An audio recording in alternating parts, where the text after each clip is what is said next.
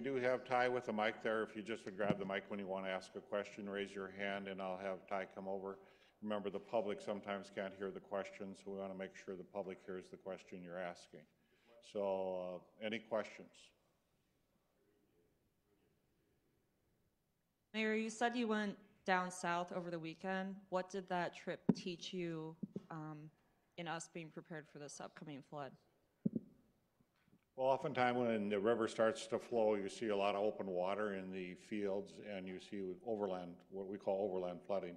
In order for the water to get to the river, the ditches have to be flowing. And Denny and I used to take trips south, and basically what you're looking for is how much melt are we having. So it feels fantastic in Fargo. We got a nice melt. The roads are now dry. You can ride around and do some stuff. When you're down south, I went 50 miles down south. We got a lot of snow that's in the fields. We have a lot of snow that's out there. And I think that we're really, as we talked about before, probability is what Greg Gus talked about today. We're not into deterministic. I'll be curious this next week when I go down what I might find, and what you usually will start to see is water in the fields. And I went 50, 60 miles south, and we got a ways before we're going to be in a good melt. Any question?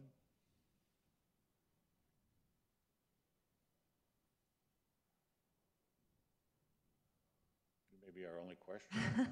I have one for Cass County in general. What specific rural areas are you guys expecting to be impacted the most?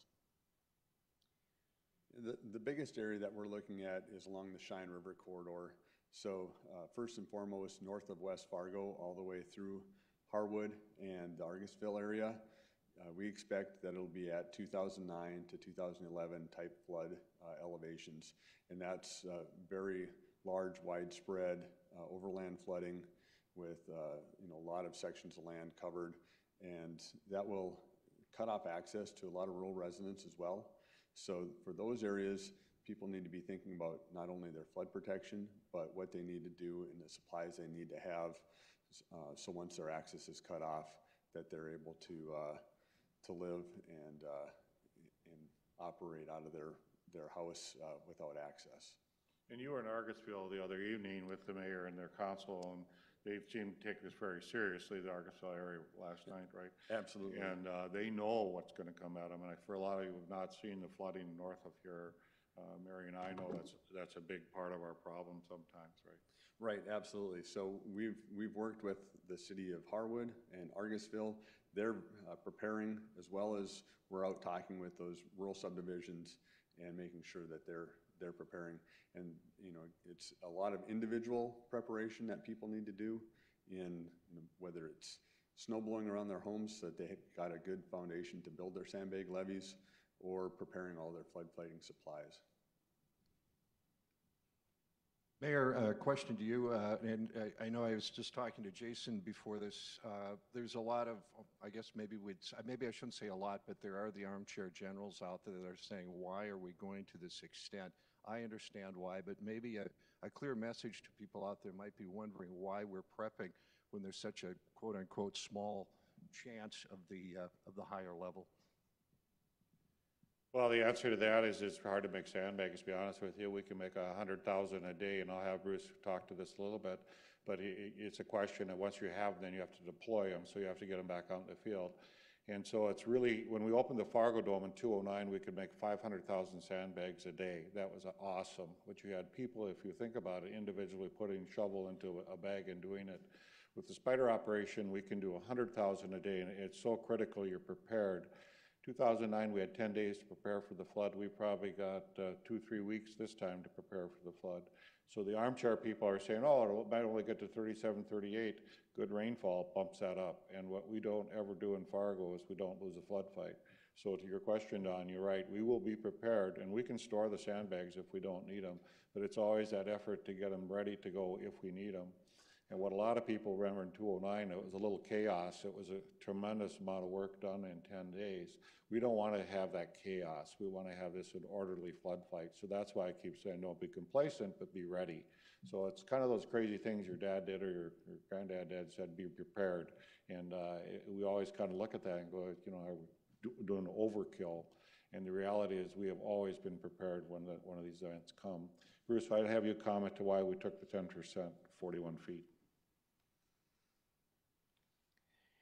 Well, I just go back to 2009. I was out at Sandbag Central, had planned to travel to the NCAA basketball tournament, had tickets and had to skip that. But we entered that from a sandbag production perspective. I believe, if memory serves me, we built a strategy around that 50% probability.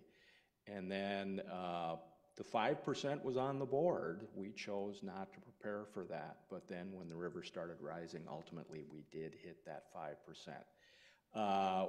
We just didn't have time to win that one. We had to open up the Fargo Dome. We were producing 500,000 sandbags a day. If you'd have seen the chaos out there, you'd say that's not the way to run a flood fight. And so since that time, we've chosen this 10% number to prepare for. And as I mentioned earlier today, it is far easier to ramp something down once you have information to say it's not going to get there than it is to ramp up, because every day that goes by is a day lost. So that's why since 2009, we've started out with that 10%er on our mind, and if we don't need to go there, we'll just shut down.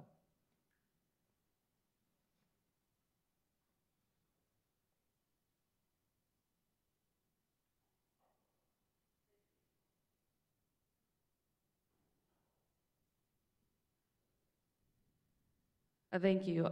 With Cass County facing such overland flooding, are there any efforts for the city of Fargo and Cass County to work together to lend their resources to the county? And if so, how would you do that? Well, we work hand in hand with the city, and if you go certainly on the periphery, the ET areas, both north and south of Fargo, we will be tying into each other's levees, and so it's a coordinated effort. Certainly law enforcement works together. Our sheriff has got rescue equipment and the airboats and all types of equipment at his disposal, and certainly law enforcement consistently works together. And you'll see us as leaders working together. This will be one of many meetings that we will continue to have and coordinate our efforts together. If it doesn't appear that way, we're trying to let everybody speak to what their needs are in their areas, but this is a very coordinated effort. Nathan and Jason work hand in hand, and if you look at many of their integrated parts for the flood fight, they are integrated, where the levees go, how he's protecting, how the county's protecting South Fargo. It all works together, but to get all those people in one area to do sandbagging is difficult, so that's why we have two separate sites. And there's also people in the rural areas that like to do some of their work to help their neighbors out. So it's really an effort to get as much volunteer efforts in both areas. We work all hand in hand on everything, and Mary calls me if there's something they need. As we get further into the flood fight, if there's something needed or wanted and one entity can provide it, it will be provided. And to be honest, the county has some great airboats, so they have a different equipment we don't have, so it works very well together. Thank you. How certain are you that you're going to reach the goal of filling all those sandbags? And is there something in place just in case you guys don't reach that goal of 1 million or sandbags filled? So we're going to depend on the media. The media is our best hand in a fight flood. And what we're going to do to you every now and then, we're going to say we need help. Today we need some volunteers. So the media helped us in 2009. 3 in the morning, I was going to the dike by St. John's, and we needed to finish the dike that night. And reached out to the media. Whoever listens to radio at 3 in the morning, I don't know. But people did, and I said, I need 300 people here, and 400 or 500 showed up. They finished the dike by 8 in the morning. So we very much depend on the media helping us out, and Mary and I and Jason and Bruce may well reach out to you and say, hey, we really need help this Friday. We don't have anybody signing up, and that's how we're partners in this flood fight, and that's what we'll do. And that's why usually you'll find Bruce Grubb will give a report with Terry Ludlam. How are we today? How many did we make today? And it's just like whenever you have a goal, you'll see, how close are we getting, and you can really be our partners in this. And I would just add too that, we're not competing for volunteers for our sandbag operations, but we do want to make sure that people are really clear that the county sandbag operation is out of the county highway department. And for some folks, that might be a lot more convenient if you happen to live in West Fargo or you live, west of the metro area. It's right there by Bonanzaville and the fairgrounds. So stop by and visit us. But I'm going to have no.